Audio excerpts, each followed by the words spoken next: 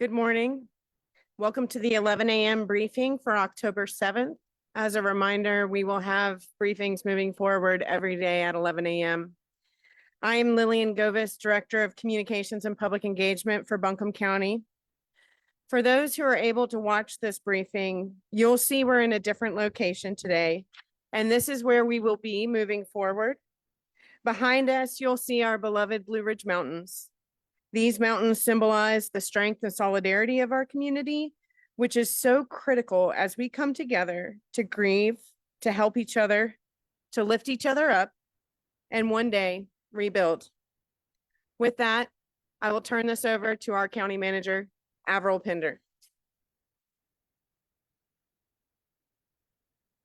Thanks, Lillian. Good morning. New this morning, barring any unforeseen circumstances, non-potable water that can be used for flushing toilets will be available starting today at all county and city distribution sites. These sites include Estes Elementary School on Overlook Road in Asheville, Sandhill Elementary on Sandhill Road in Asheville, North Windy Ridge Intermediate School in Weaverville, Fairview Elementary School, Charlotte Highway in Fairview, Black Mountain Eagles, NC9 on Black Mountain, Can Creek Middle School, Lower Brush Creek Road in Fletcher, Lester Elementary School, Gilbert Road in Lester, Pat Square Park on Court Plaza, Asheville Middle School, South French Broad Avenue, Linwood Crump, Shiloh Community Center, Shiloh Road, Lucy Herring Elementary, and Oakley Elementary School. All sites will have non-potable water for flushing toilets. Please bring a container for that non-potable water. Chick-fil-A is distributing sandwiches and water at Swannanoa Ingalls at $22.99 US 70, beginning today through Friday.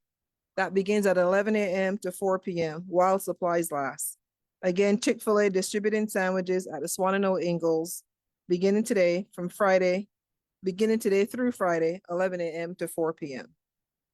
Oxygen refilling stations are now open at Palmetto Oxygen, 828-285-0235. Palmetto Oxygen, 828-285-0235. Blue Ridge Oxygen, 828-232-1110. Airflow, 888-345-1780. Lincare, 828-255-4545. AccuCare, 828-238-3100. Bradshaw Oxygen, AccuCare, 828-236-3100. Bradshaw Oxygen, 888-380-6297. And East Coast Medical Oxygen, 828-252-7770. I'll repeat those locations again. That's Palmetto Oxygen, Blue Ridge, Aeroflow, Lincare, AccuCare, Bradshaw Oxygen, and East Coast Medical Oxygen. You can have your oxygen refill at those stations. As we work to streamline our efforts for missing persons, rescues, or well checks, please visit www.unitedwaync.org. That's one word, unitedwaync.org. Or you can text person to 40403. This is for missing persons and rescues or well checks. unitedwaync.org or text person to 40403. An update for individuals enrolled in Food and Nutrition Services program. You can purchase hot food by using your EBT card. We continue to hear concerns from residents about FEMA. We want to assure you that FEMA assistance are not loans. There are grants that you do not have to pay back. FEMA personnel are out in the community and have branded equipment and badges.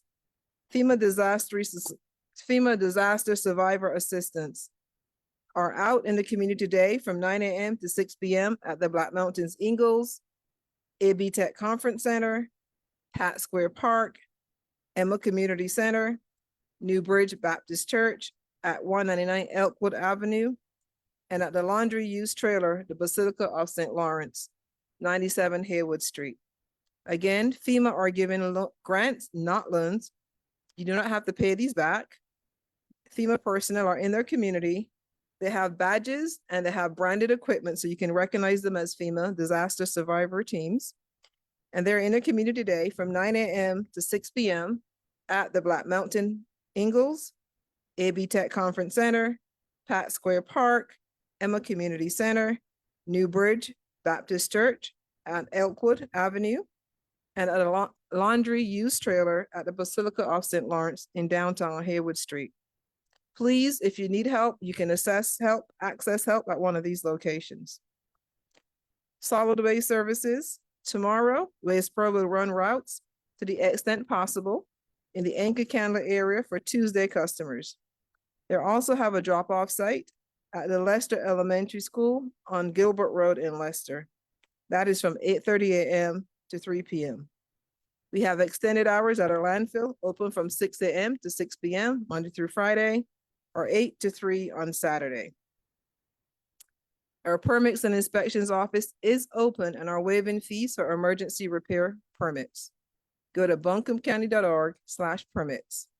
Again, for permits and inspections, we are open and we are waiving fees for emergency repair permits. You can go to buncombecounty.org/permits to learn more. Many people are asking how they can help. You can visit buncombeready.org for donation locations. You can upload photos of adverse conditions such as downed trees and blocked roads and you can do that by going to report.buncombecounty.org. And for questions about storm-related issues, you can call 828-250-6101. Thank you for your time, and I'll turn it over to Corinne Duncan. Did I say something again? All right, I've done this before. So the number to call for questions about storm-related issues is 828-250-6100. That is 6100. Okay, and now we'll hear from Corinne Duncan, Buncombe County Elections Director. Thank you, Avril. I'm Corinne Duncan. I'm the Director of Elections for Buncombe County, and I'm here to reassure our community that Buncombe County will vote. All of our staff and board members are accounted for, and despite personal hardship, we've been organizing to make sure this community has a voice in choosing the people that represent us both in good times and in tragedy. We are now open from 9 a.m. to 5 p.m. to assist you. We have power, but no water. Early voting will begin next week on October 17th. Absentee by mail is happening now, and Election Day will take place on November 5th. Obviously, we no longer have access to the facilities or number of poll workers in our original plans. Our office and equipment were spared. We're working with our emergency team and the State Board of Elections to strategize and modify plans. As we speak, the State Board of Elections is meeting to discuss emergency measures to support the needs of affected counties. A virtual press briefing discussing the changes will be held today at 2 p.m. and you can find that link at ncsbe.gov. Locally, we will hold a board meeting tomorrow at 3 p.m. where we will begin processing absentee ballots and discuss modifications to our early voting plan. That meeting is a public meeting and will be held at 59 Woodfin Place in Asheville. Our phone system is spotty, but improving, so call us if you can. If you're able to access the internet, you can find information on our website at buncombecounty.org/vote, including registration forms and the online absentee by mail request portal. You can also email us with your questions at elections@buncombecounty.org. An important note, the information on our website about early voting and Election Day will be updated as soon as we are able to solidify plans. We are assessing what voting locations are available and working to make contact with our poll workers to train them. Poll workers, if you're hearing this, training is still happening and we still need you. We're working to find ways to contact you. If you can contact us, please do so. If you're available and you are already signed up for training, show up. Absentee by mail is available now. We anticipate an increase in this method of voting and are increasing our capacity to meet that demand. All ballots that have been requested so far have been mailed out. Absentee voting is available to any North Carolinian. To request one, use the online portal or a paper form and do so by October 29th. You can return your ballot by mail, in person, at our office, or at any early voting location. The deadline to return your ballot is Election Day, November 5th by 7:30 p.m. If you have already requested a ballot and need to change the mailing address due to evacuation, contact us. In order to vote, you need to be registered. The registration deadline is this Friday, October 11th. You can get the form online or by visiting us. The same applies to checking your status or finding your sample ballot. You can do so by using the NC voter search tool online or by coming to see us. If you need a photo ID for voting, you can also get that for free at our office. We must respect the gravity of our situation. Basic needs come first, recovery is ongoing, and we'll have to be flexible, adapt, and work together, but Buncombe County will have the opportunity to securely vote this election. Thank you.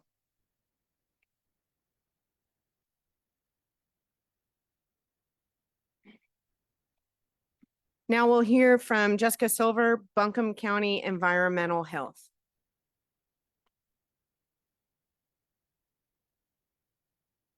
Good morning. Today I'm going to share an update about well water safety and food service establishments. Your well may have been damaged or flooded, and we highly recommend that flooded or damaged wells be disinfected and sampled prior to using it. A flooded or damaged well must be disinfected. If water went over the top of your well, we consider that flooded. Please go to buncombecounty.org/EH for instructions on how to disinfect your well. Second, after disinfecting your well, you'll want to make sure that you get a water sample. There are 3 ways you can request a water sample. First, you can call 828-250-5016. You can also visit buncombecounty.org/EH and make a water sample application online. You can also visit 30 Valley Street Monday through Friday from 8 to 4 and apply in person. We do ask for patience as we visit homes to collect water samples. We are prioritizing impacted areas amid our high call volume. Once we collect the sample, it does take at least 24 hours to run the sample and receive a result. Environmental health staff are also making visits to food service establishments across the county to make sure they are operating safely. We are working on a way to provide a list of establishments that we have visited. Thank you.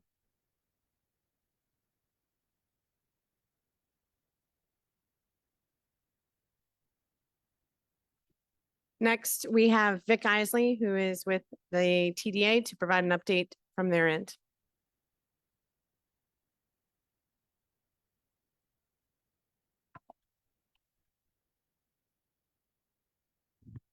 Good morning. I am Vic Isley, President and CEO for Explore Asheville and the Buncombe County Tourism Development Authority. Like the rest of our community, Explore Asheville and the Tourism Development Authority have been heartbroken by the devastating personal, natural, and economic loss from Hurricane Helene that our region has endured over just the last 10 days. And we are very heartened by the gumption, the grit, the sense of community of this people and place. We are keeping our Appalachian community top of mind and in our hearts in the wake of this unprecedented tragedy. Communities across Western North Carolina, including ours, are beginning to recover after this devastating wind, flood, and aftermath of Hurricane Helene. On Thursday, September 26th, Explore Asheville published a travel advisories and sent an email alert to our 2,000 area business partners and media, including referrals to hotels open to accepting restaurants needing to take shelter. Little did any of us know what was to come in the next 24 hours for our deeply rooted creative community. In the early hours following the storm, we took stock of our families and neighbors and checked in on the well-being of our team members. We ceased all paid advertising and promotion by Saturday afternoon, September 28th. We shared information via our social channels of what we could assess at that time. And for the time being, we've urged visitors to love us from afar, encouraging them to donate to help people of Asheville and Buncombe County. Our priority has been and continues to be to care for our residents, workers, and to support the first responders locally and those who have answered the call from all over the country, helping those impacted and addressing the economic and emotional toll at hand. Through this tragedy, the heart of hospitality has been a beacon of light. Restaurant owners cleaned out their walk-in refrigerators and cooked meals for thousands of residents and first responders. Lodging owners and operators without power, water, and very few staff opened rooms for first responders working 24 to 48-hour shifts. Pools were drained for flushing water to maintain operations as best they could. In just the last week, we worked together to solve for sourcing clean linens for first responder rooms, porta potties, and tanker trucks of water to get them operational so they can house more first responders. Our team contacted all groups, conferences, and events through the month of October and encouraged them to rebook Asheville at a later date. We established a clearinghouse for lodging for first responders, linemen, and emergency workers. For first responder organizations or companies providing services, you can now email responderlodging@exploreasheville.com for lodging availability in Buncombe County.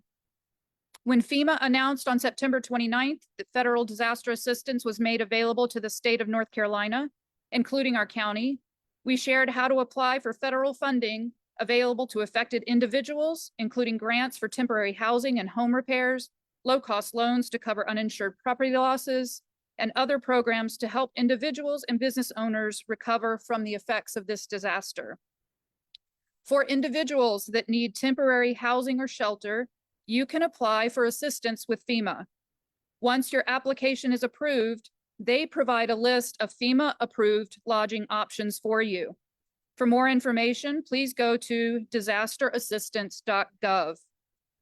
In addition to the North Carolina Works Disaster Unemployment for people in our community, Giving Kitchen and Southern Smoke Foundation provide aid for food service employees. The Meetings Industry Fund and the Search Foundation offer grants for members of the meetings and hospitality industry. There's an application process for each. We are reminding folks that as of October 4th, the U.S. Small Business Administration opened a Small Business Assistance Center with our friends at the Asheville Area Chamber of Commerce at 36 Montford Avenue. The center provides businesses, nonprofits, homeowners, and renters who have been impacted by the storm a place to personally apply for low-cost financial assistance for their recovery. FEMA and SBA will provide much-needed loans, but our small independent business community needs significant grants. We learned from our friends in places like Puerto Rico that federal grants were also made possible for businesses through the EDA and HUD. We aim to work with our local, state, and federal officials to unlock the much-needed resources for our region that will be needed for months to come. We all have a role to play, and together we will provide for our community. And together we are charting a pathway forward. Amid the heartache, there are also rays of light.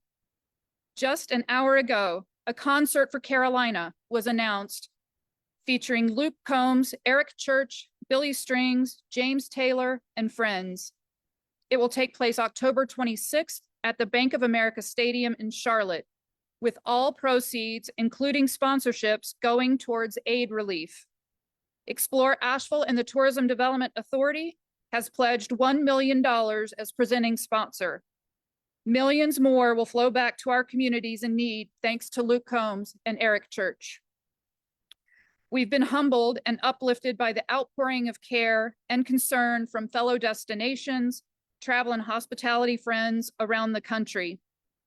Many of them have faced their own challenges and crises in their communities and are now pledging their aid to our travel and hospitality community.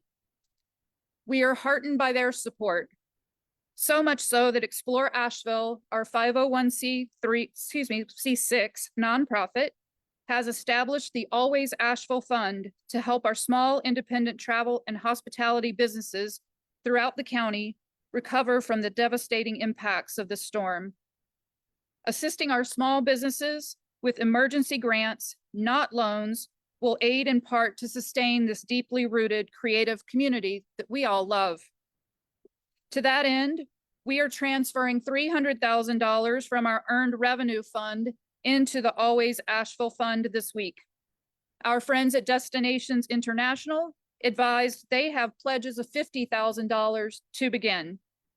More information about the grant process will be available later this week at exploreasheville.com, Always Asheville Fund.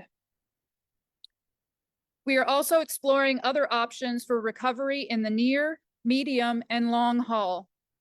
This includes evaluating the status of community capital projects that are currently in the Tourism Product Development Fund and the Legacy Investment from Tourism Fund with our partners at the city, county, and nonprofit partners. Since 2001, we've committed nearly $100 million to 50 community projects, and early indications are that some of them have sustained damage, including the JBL soccer fields and the Asheville Municipal Golf Course, which was just under renovation. We are going to be able partners to help bring community assets back online. Much like we did during the pandemic, we're gathering ways that people outside of Asheville can purchase art and items online to sustain our local businesses. This storm could not have come at a worse time for our community. Peak October revenues carry many of our businesses and therefore many of our residents through to the spring. Travel and hospitality is 20% of Buncombe County's annual economy. Nothing matters for business operations without water flowing, from manufacturing to hospitality, just like us for residents. They and we all need realistic information to be able to make the best decisions for families, team members, and businesses. Based upon our initial research and outreach thus far, we've determined nearly 100 local small business partners are closed for the foreseeable future. We need water flowing to reopen commerce. We need commerce flowing to help sustain our resident population and neighborhoods where and when it's safe to do so. We need commerce to help bring back the vibrancy of this creative community. We are seeing progress, slow as it may be. And while travel may not be possible right now, we are asking the world to keep Asheville in their heart. And when the time is right, we'll be ready to welcome them back with open arms. Until then, we thank them for their love, support as we begin to rebuild. Our comeback is going to come in stages. Other than water, business infrastructure downtown fared fairly well. In parts of South Asheville, business and residents have power and running water now. Our Asheville Regional Airport is operational. However, places like the River Arts District that took more than 20 years of blood, sweat, and tears from local artists and business people, and investment from municipal partners and the Tourism Development Authority, it took just 20 years to destroy a lot, but it did not destroy our spirit. We are checking in with our friends in Black Mountain and Swannanoa, Biltmore Village. We're in constant contact with our team and partners at Biltmore And we are also in touch with the National Park Service about the Blue Ridge Parkway. In the last 10 days, grown men have broken down in tears from exhaustion, grief, and the gravity of it all. And we are witnessing the gumption, the grit, and determination of this deeply rooted community to rise. And we are here for it. I also just want to share one more thing that came over from Mountain BizWorks on the Small Business Rapid Recovery Funding. They just announced in a press release form, the WNC Strong Helene Business Recovery Fund, made possible through a $7.5 million initial funding from the Golden Leaf Foundation. So check in with Mountain BizWorks for more relief on the way. Thank you.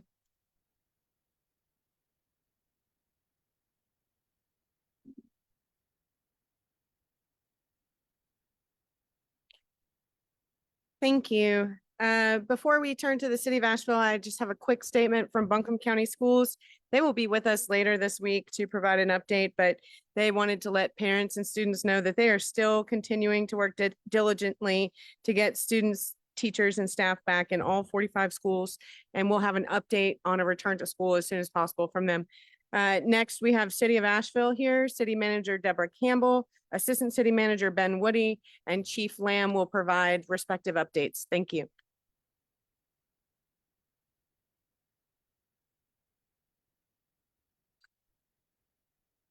Good morning.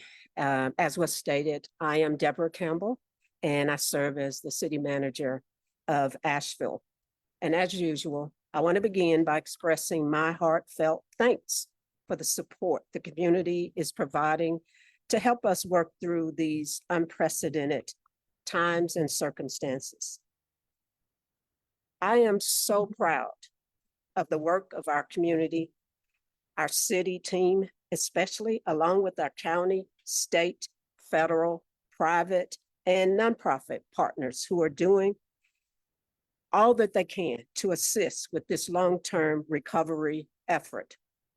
Progress is being made every day. And I tell my team, every day has been better than the day before. But we cannot give a timeline as to when we will be fully recovered. Today is day 12 of the emergency response and recovery effort. We continue to focus our attention in these three priority areas: address the basic needs of our most vulnerable populations, as well as the broader community. I'll be giving a little bit more information about that. Water service restoration, and as you heard, Assistant Ben Woody will be providing that update, and public safety. Chief Mike Lamb will provide that update. I did have a lot of information about water distribution, but I think that you all have heard that from the county manager. So I will skip in terms of distribution and location sites and focus on just a little bit of data. As of our last report, the teams at our distribution sites have distributed over 250,000 bottles of water. Nearly 5,000 gallons of bulk water have been distributed. Nearly 11,000 meals ready to eat have been distributed, and 162 cans of baby formula. We urge anyone who has been affected by this natural disaster to connect with FEMA's disaster survivor assistance teams to register for support. If you have received damage to your home, been without electricity, or been out of work, please register with FEMA to get the support you need. You can call 1-800-621-3362 or download the FEMA app on your cell phone or visit one of the sites to talk with someone in person. These sites are changing daily to best meet the needs of those needing help. So today's sites will run from approximately 9 a.m. to 6 p.m. Staff from FEMA will be available to help sign people up for FEMA resources at the following locations. AB Tech Shelter. That is AB Tech Conference Center, 16 Fernhurst Drive, between the Conference Center and the parking deck. Pack Square Park at 70 Court Plaza in downtown Asheville. New Bridge Baptist Church, 199 Elkwood Avenue in Asheville. Isaac Dixon Elementary School at 125 Hill Street. For our Spanish-speaking community, FEMA representatives will be on site in the Emma community at 528 Emma Street. Now I'd like to give a little bit of information about city operations. City staff have been working around the clock to get our community back up and running. So today I'll share just a few highlights from our incredible public works teams. As of this morning, they have cleared over 1,300 trees, reopened 57 roads, continue to work tirelessly in extreme conditions to address washed out roads, slides, and sinkholes, which means that we have a long way to go and more of these issues to address. They've logged over 8,900 staff hours in support of disaster recovery efforts. Sanitation. Trash collection is beginning today and will start with regular Monday and Tuesday trash customers wherever those areas are accessible. If you are able, we encourage you to download the AVL Collects app to your phone to receive notifications about trash and recycling pickup in your area. There will be no recycling pickup until the recycling plant is operational. Residents should use both recycling and trash carts for household waste. It is critical that storm debris is not being picked up at this time. These materials will be collected separately by a contractor in the future. And at this time, unfortunately, we do not have that information available in terms of the timeline. Bus service. Limited art bus service relaunched today, and it started at 8 a.m. and it will be servicing until 5 p.m. But that is because of the curfew. And remember, there is a curfew until 7:30 p.m. today, or starting at 7:30 p.m. today. We are doing our best to be innovative in these challenging times. So to make bus service the easiest for people of all abilities, riders can board the bus from any point along routes by flagging a bus down. Please, please only do this for a bus traveling on the side of the street that you are on. Safety must continue to be our top priority. Information about transit service availability can be found through service alerts or by calling transit customer service, which is available from 8 a.m. to 5 p.m. every day this week at 828-253-5691. We understand cellular service and internet connectivity remain a challenge for many, including our staff involved in the recovery effort. There are mobile cellular sites located at the YMCA at 30 Woodfin Street, Gross United Methodist Church at 954 Tonal Road, Asheville Middle School at 211 South French Broad Avenue, and Dr. Wesley Grant Senior Southside Community Center at 285 Livingston Street. These sites offer limited cellular reception within several city blocks from where the trailers are parked. The sites at Asheville Middle and Dr. Wesley Grant Senior Southside Community Center also have places to charge your phones. If you are able to make it to these sites, we encourage each of you to sign up for AVL alerts.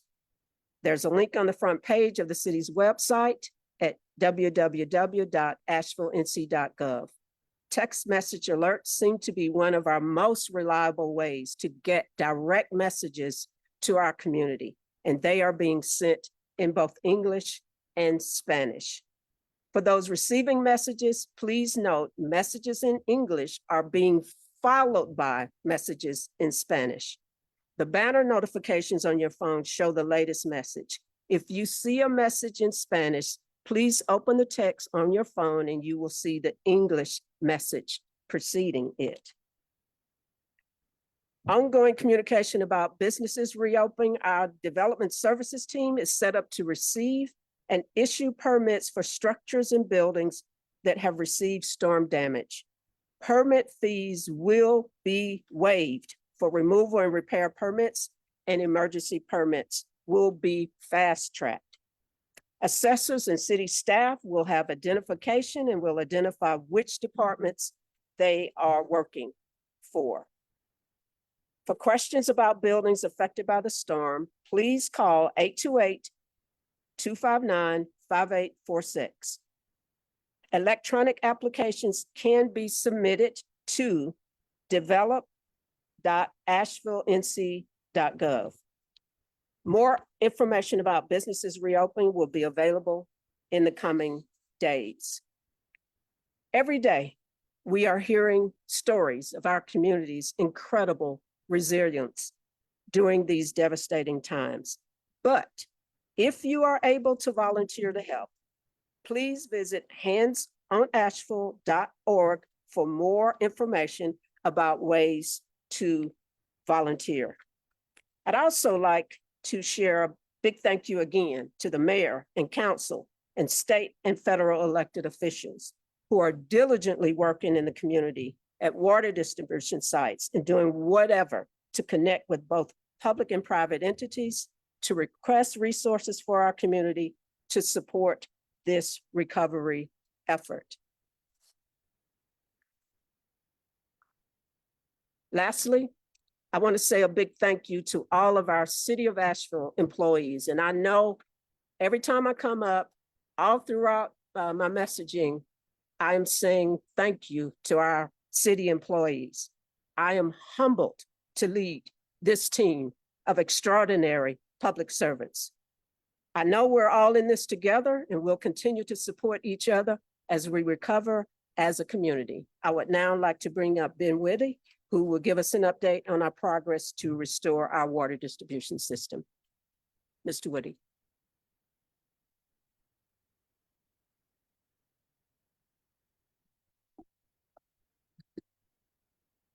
Thank you, Ms. Campbell. Again, Ben Woody, Assistant City Manager, City of Asheville. I'm going to provide an update on our progress on water restoration. I have a few images today that we'll share as well. I just want to start, I want to kind of ground us. So the city and our partners, we were really able to mobilize and access plants and distribution lines beginning on Monday, September 30th. We had to wait for the floodwaters to recede and we had to be able to remove debris. So today is the end of week 1 of restoration and the beginning of week 2 of restoration. So we've accomplished a lot in a week, and I'm going to provide an update on that today. So we're going to start at North Fork, and we talked on Friday about the importance of reestablishing the bypass line. We showed a number of images, some drone footage, and so the first image that you see on the screen, number 1, this is Friday night. So this is after my update on Friday. These are the contractors working overnight, and this is the site of the bypass line. If you can get that paper for me. So I'm going to make sure the slides, hard to see the screen. So this is the same work site. Thank you. And so what you see here is you see our contractors, T&K Utilities and Tanoka, who are making progress on the reconstruction of that bypass line.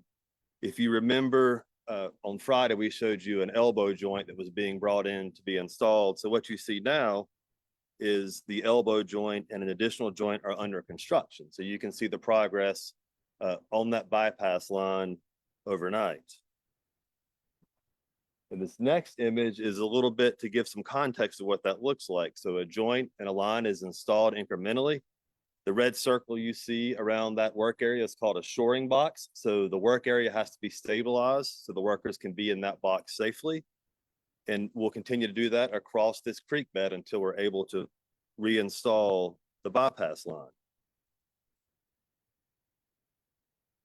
And one of the things that I want to note about that work is, we'll go to the next image. So this is another look of kind of what that looks like. Again, you can see the elbow joint going deeper into the ground. You can see in this picture, they're actually covering a portion of the installed water line.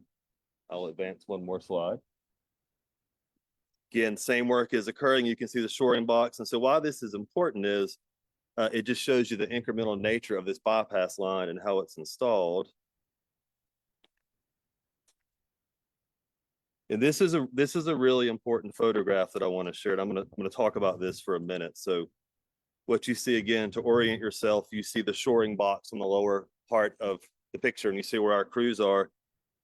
And on the upper right hand or the top of the picture, you see a pipe, and that is where I showed the mark. Our drone operator we showed pictures of him at that location. So that's the area that I showed to demonstrate where we lost 25 feet of bank. So you see, we are making our way to that connection point.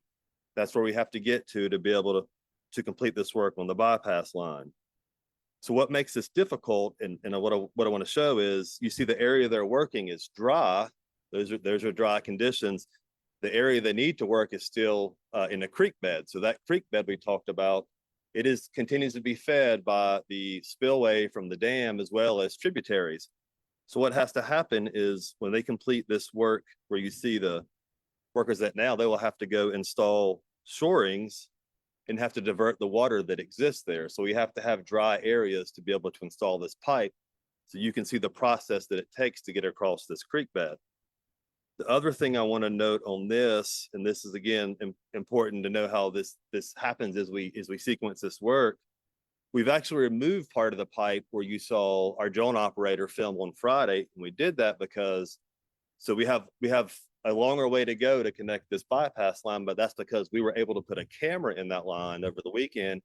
And we found that line was clogged with boulders. So as these pipes wash away, the pipes that remain are going to get sediment, boulders, rock, debris in them. So when we make these connections, we have to make sure that we're connecting to an open pipe. So the way we dealt with the boulders is we removed that section of the pipe. It was damaged, and that's another segment we have to install. So that's really the process that you're going to see to get this bypass line connected. And as I said on Friday, once we can connect the bypass line and put water into that system, that's how we return service to 80% of our water system.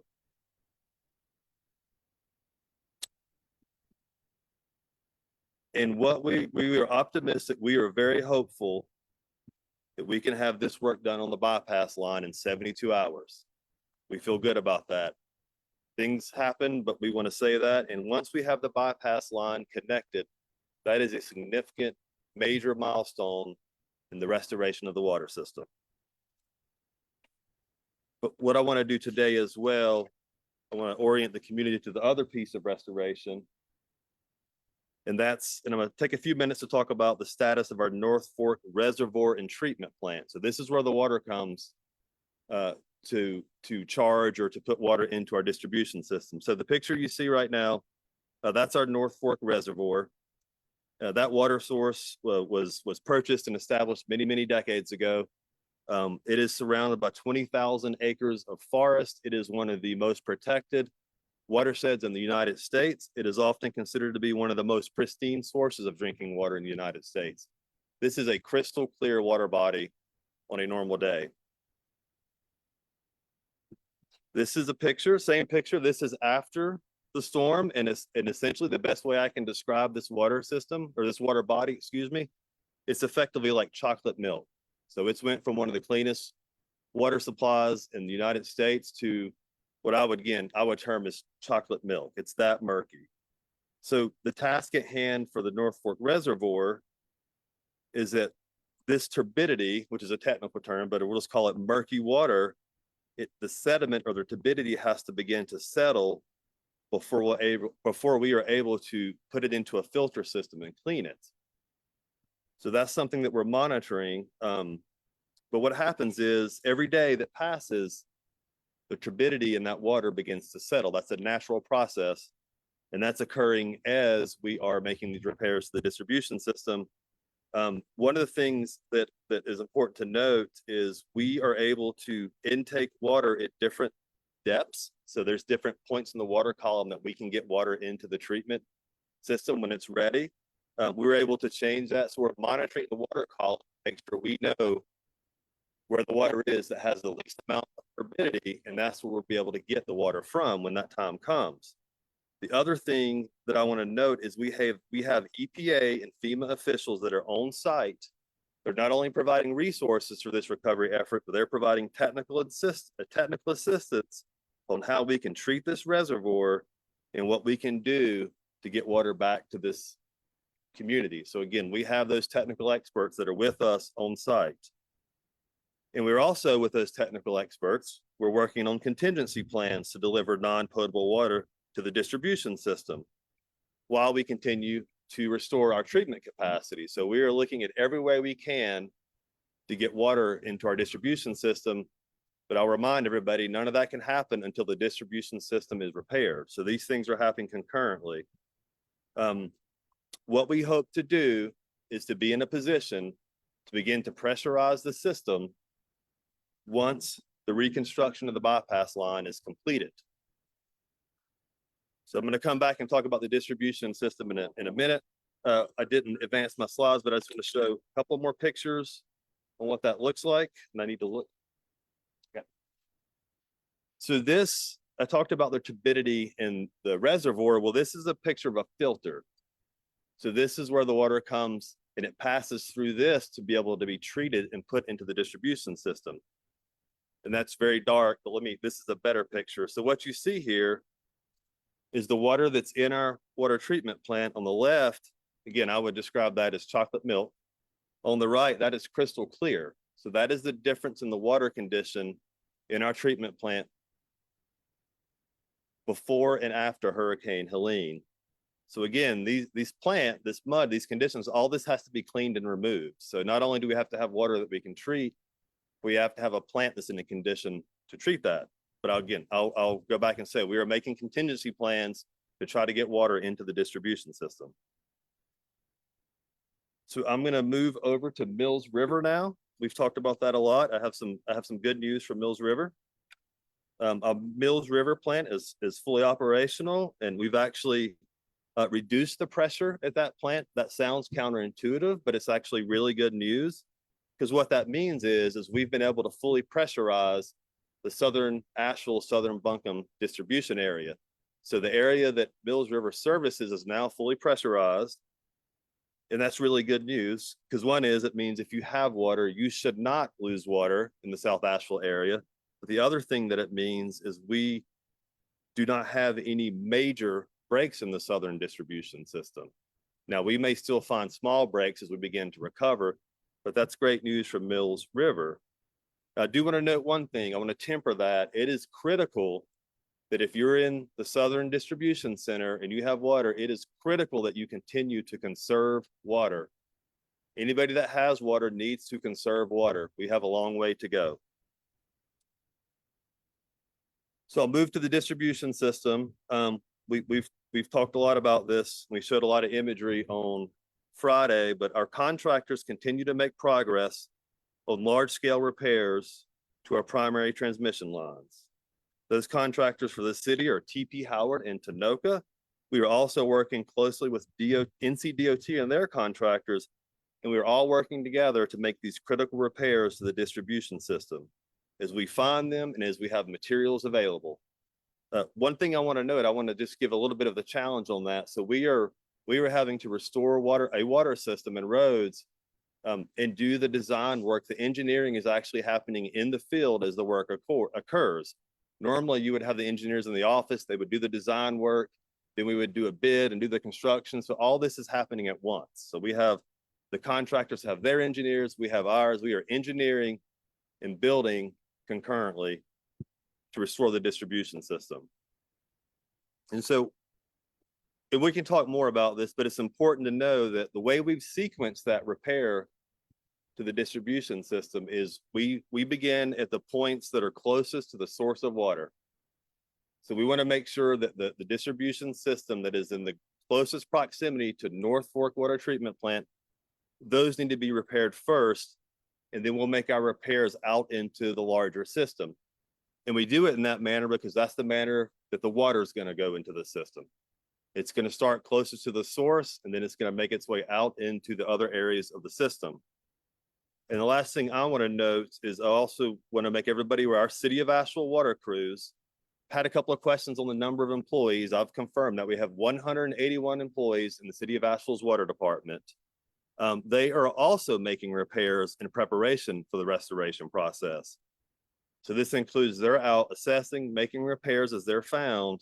And I want to be clear, as the system pressurizes in the coming weeks, we will continue to find new breaks and leaks. So it's important to know that there are many, many breaks and leaks that we are not even aware of yet. And we won't know those until we are able to pressurize the system. And that concludes my comments for today. And I'm going to turn it over to Police Chief Mike Lamb. Thank you.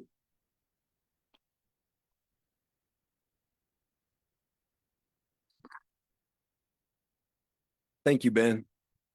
And good morning. It's, I guess, 3 minutes more of the morning. So my name is Mike Lamb. I'm the Chief of Police for the Asheville Police Department.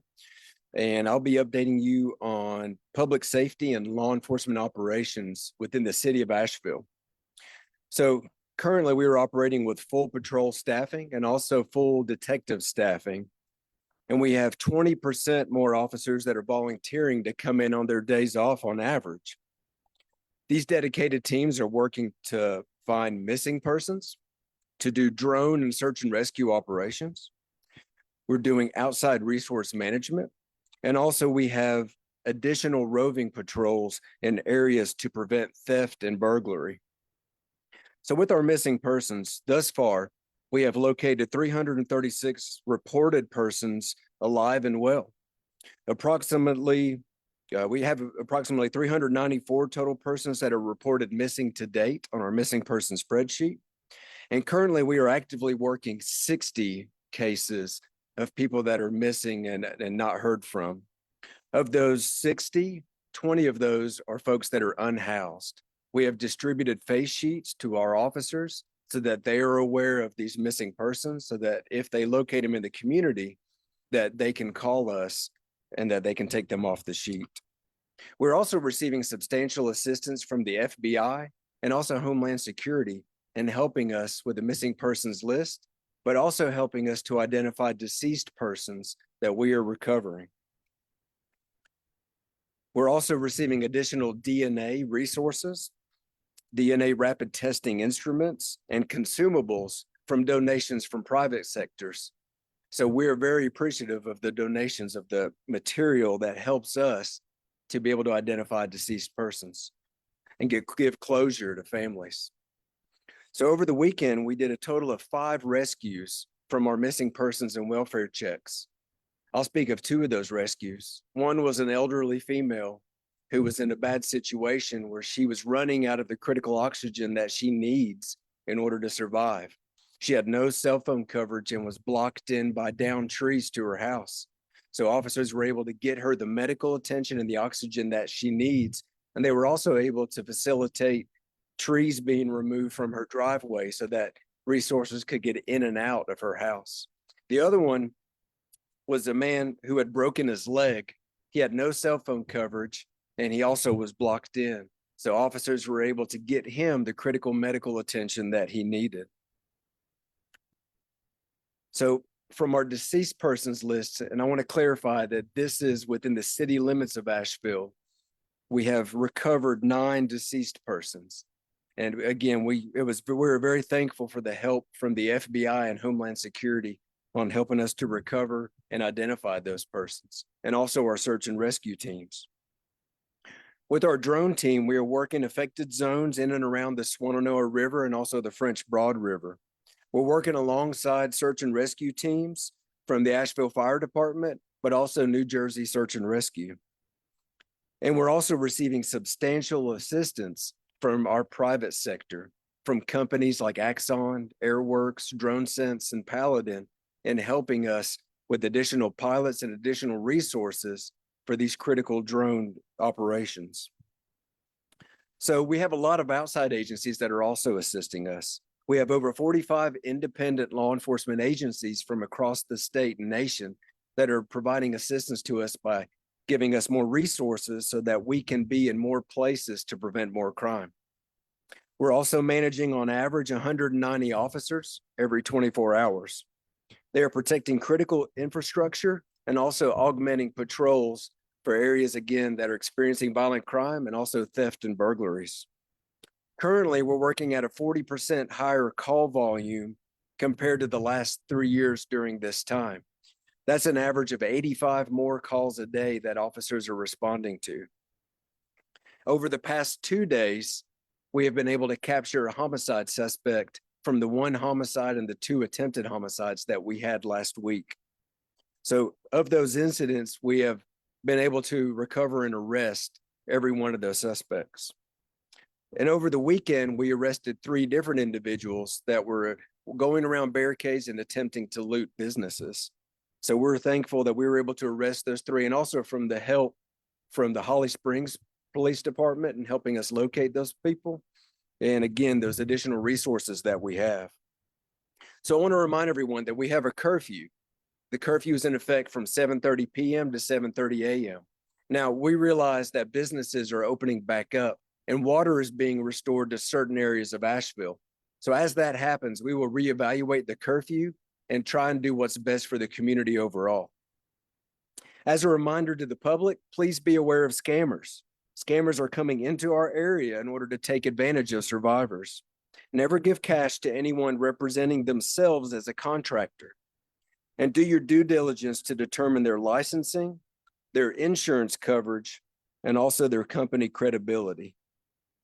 So thank you very much. And please be helpful to each other out there. And we are thankful for the community. Thanks.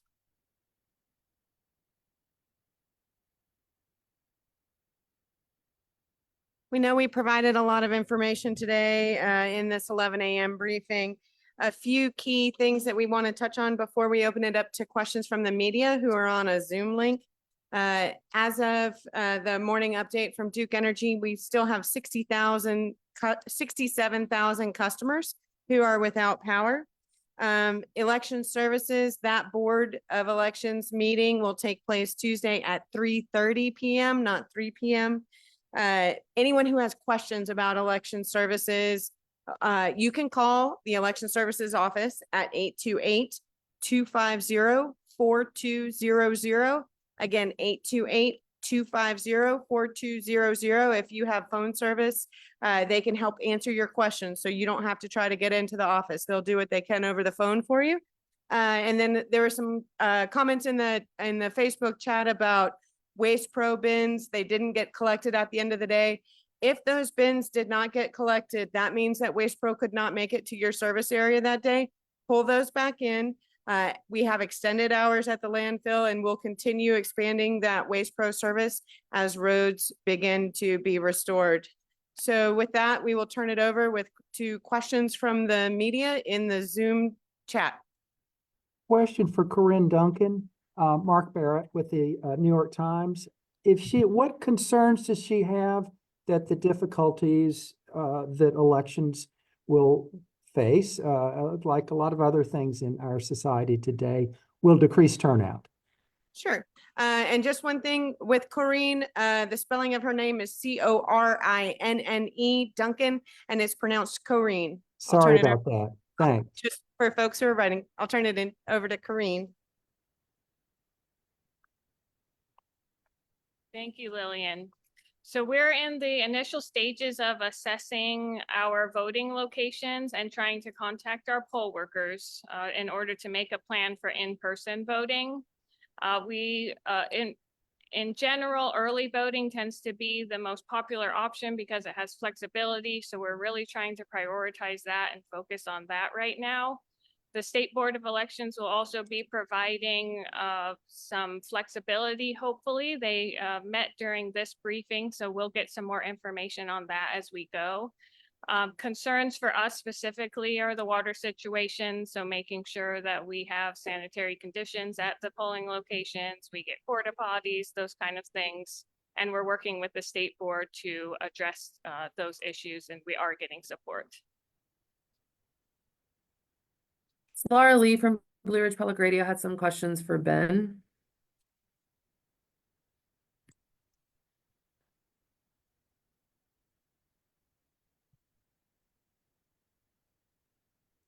Hey, Ben, thank you so much for all that information. I just want to make sure that we understood this correctly. So it's about 72 hours for the bypass line to be connected. And then once that happens, the next steps are with the distribution lines, and we don't yet have a time frame on that. And it sounds like, I mean, correct me if I'm wrong here, it sounds like the lines that are going to get fixed first are the ones closest to the plant. Can we infer from that that people who live closest to the plant are going to get restoration of water soonest, or is it something where the lines have to be, you know, fully repaired and throughout a system before you can start pumping water into it? So I really appreciate that question, actually, and thank you, because I do want to make sure I'm clear on what we're saying here, and you were correct in your assessment. So we've talked about the bypass line a lot and the importance of that particular part of the infrastructure. So yes, what I am saying is that we hope to have that installed or connected later this week. So that's what the 72 hours is, nothing more than that pipe. That is it. So just want to be clear on that. And that is a remarkable feat, because if you saw the conditions that exist when they started, they have engineered, designed, our contractors mobilized, and they are going to rebuild that in a matter of a little over a week. That is remarkable and amazing progress. So we just wanted to share that. But you are also correct. That doesn't mean that we can put water in that pipe in 72 hours. That doesn't mean that the rest of the distribution system is prepared to accept water. So I am only saying that pipe is done. And I will say today, our restoration to water is still measured in weeks, not days. So I just want to be clear on that. But I also acknowledge that that's perceptive. You're right. When water restoration does begin, it will happen closest to the source of the water, and it will spread out from there. So the closest and the lowest elevation areas will likely receive water first, and it builds from there. Also important to note that restoration it's methodical. We have to make sure pressures are correct. We have to look for lines that may explode when we pressurize them. So it is a systematic, methodical process to restore water. And I do it again. I appreciate the clarification. I appreciate the question on the clarification. Thank you. Thank you. Can I ask you one more question about, you mentioned and you showed us the dry conditions in that area that you need to be able to work, and then that you still have water in the creek. So is it basically that you have to get that bypass line in over the next 72 hours before you can shore up upstream to keep that creek from the work that you need to do? Yes, we have to get that bypass line under our new creek. So yes, that again, that has to happen in sections, because we're not able to do that work when there's water there. So they have to put in shoring, do a lot of gradings required to do this. So yes, once we get the bypass line under the creek, we'll have another elbow and we'll be able to connect to the line that you saw in the photograph where our drone operator was on Friday. Great, thank you. I have some other water questions, but they're about like water distribution for city or county managers. Okay, thank you. Thank you. What's your question, Laura? I have a couple. One is about the non-potable water distribution. We have a reporter who's at the Asheville Middle School site, and our understanding is that they are not distributing non-potable water there. I want to make sure that we heard clearly the message is that there is non-potable water at all of the city and county sites, and then if you have clarification on why there might not be that distribution at the middle school, we'd love to know that as well.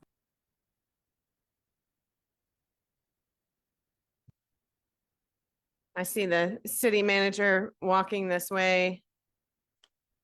I'll defer that to City Manager Deborah Campbell. Hello again, and the information that I have is that there should be water available for flushing. And I don't know if it is categorized as non-potable, but you should have and be able to get water for flushing. We can share that. We can share that with the city's PIO team and have them follow up with you directly on that response. Great, thank you. Could I ask a couple of questions of Vic Isley?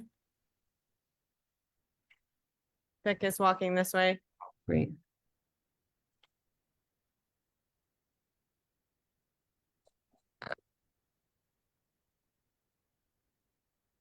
Good afternoon. Afternoon. Just wanted to ask sort of a broad question for people who may not have full understanding of how the TDA functions and what the parameters are in terms of regulations about how that money is permitted to be expended, and wondering if there has been any leniency. We've had a lot of reporting prior to the storm about the state law requirement that you have to use funds for infrastructure and some portion and the rest to promote tourism. Is there latitude on the state regulations about how you are able to allocate that money? Thank you. In the state of North Carolina, each county has its own legislation that is passed through the North Carolina General Assembly. Ours was changed, Buncombe County's was changed 2 years ago to form to the state guidelines, which is 2/3 to marketing and promotion and 1/3 to capital community projects. That is what our legislation is today, and we are bound by that. That's why when we're looking at the establishing the Always Asheville Fund, is we have what's called an earned revenue fund, which comes from advertising revenue share or bookings from our website at exploreasheville.com. So it is not it's not restricted the way the occupancy tax funds are. So we are able to put that into the Always Asheville Fund to work for micro grants for our small business community. And how much is in that earned revenue fund? So we're transferring 300,000 into the Always Asheville Fund. There's 370,000 in it today. And then we have $50,000 in pledges to start from destinations and travel and hospitality partners around the country. And that's just the beginning. And if you had any indication from lawmakers, as you said, there's a statutory requirement for this expenditure, that they might offer some flexibility or latitude given the tremendous circumstances we're under? That's a great question. And we all have a role to play, and that's where we're, into talking with our city and county officials, which definitely have their hands full with FEMA and Corps of Engineers and that core infrastructure that Ben just talked about. We do know that the North Carolina legislature goes back into session Wednesday this week. My understanding is there's going to be discussion about a big relief opportunity, whether one's tabled or not. I am unsure of, but I know that it is definitely on the minds of our legislature in North Carolina. Both Tim Moore and Phil Berger were here in Asheville on Friday, and I know that all of our local delegations have been very active as well. We've been in discussions with them, but I think there are bigger fish to fry in terms of the scale of what's needed in terms of relief for our community. And as I mentioned in my comments before, there are assets that we're currently under renovation and that we're looking really good, like the Asheville Municipal Golf Course, the WNC Nature Center, as well as the JBL soccer fields. So we need to do an assessment with our city and county partners of which of those are still viable projects. And I think we'll probably get to that sometime later next week. It's just putting things in motion and in order here.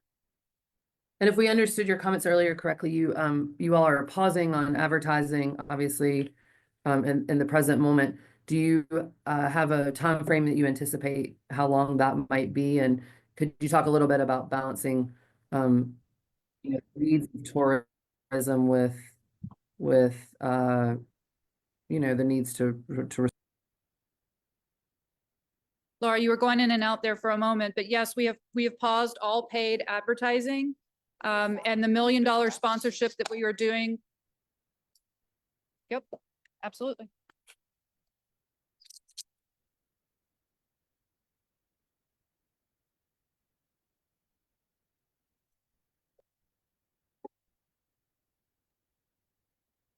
Sorry, is anyone there? I lost it. Oh. Really good. Yeah, it's up 80.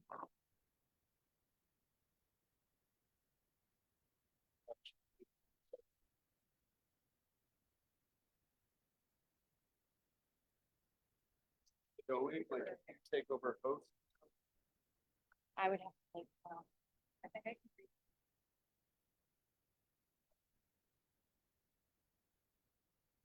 I'm. Check the live stream, make sure it's on. Double check the live stream.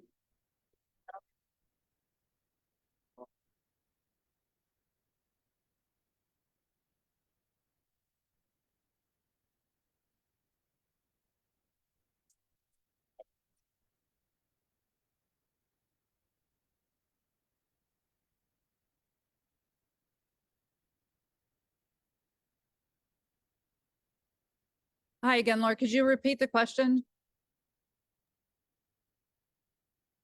Sure. I was just asking about your pause on advertising and how long you might anticipate that would be, and then also sort of balancing the need for tourism revenue against the obvious, tremendous loss and restoration we're trying to get done here. Yes. There, as I mentioned in my comments, we believe the comeback will come in stages and in pockets. We want to make sure that there's infrastructure available for our residents, workers, and emergency responders that are helping put our community back together.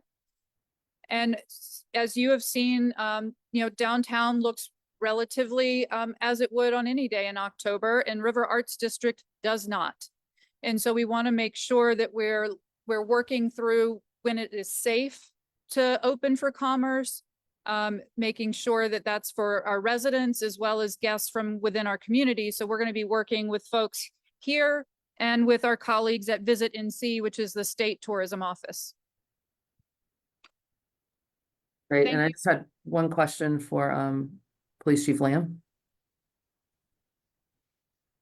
Laura Lee at PPR again. Sorry, I don't know whether the connection said that or not. Hey, Laura. Hi, thanks for all that you all are doing. I wanted to ask about the missing people that you said you all are still actively looking for. I'm wondering if you've considered making that ID known, if there's ways that the public could assist in trying to find and identify those people. So, yeah, we are working with the Register of Deeds office and sharing that information back and forth with them between folks that are missing within Buncombe County, because we've received some addresses out in the county and also in Henderson County. So we're working together with Buncombe County, the Register of Deeds, with Henderson County, and again, also with our federal partners to make sure that we're not duplicating work. And again, we had 383 missing persons, I think, total. And then we've whittled it down to where there's those 60. But I believe that we can look at doing some kind of face sheet, especially for our unhoused folks, so that we can have the public's help in identifying them and taking them off the list. Great, thank you. Just so we can understand sort of what the Register of Deeds is doing relative to what you all are doing, because we understand those numbers are several hundred more than that. Is that list just because it's a wellness checklist and you all have people that are missing? I'm just trying to understand why that number might be so much higher than the 60 that you mentioned. Yeah, so the Register of Deeds, they have all sorts of folks, like folks whose phones may not be working, who they're just going to check on. So not actually the same list that the Asheville Police is working from, but where those volunteers can assist, they are doing so. So that's why you see two different lists. The Asheville Police list is more around specific needs and specific concerns. And so that wraps up about the time that we have. Did want to provide did want to provide an update from City of Asheville on those water distribution sites. They do have bulk water there that you can use for flushing. And so bring your own containers for those bulk water sites, and they will get you taken care of with water for both drinking and flushing. We thank you for joining us here today. We will be back at 11 a.m. tomorrow for our next community update. We know that folks are using their precious car batteries to listen to this in areas where there's still no power. And so we appreciate you joining us and tuning in, and we will talk to you again tomorrow. Thank you.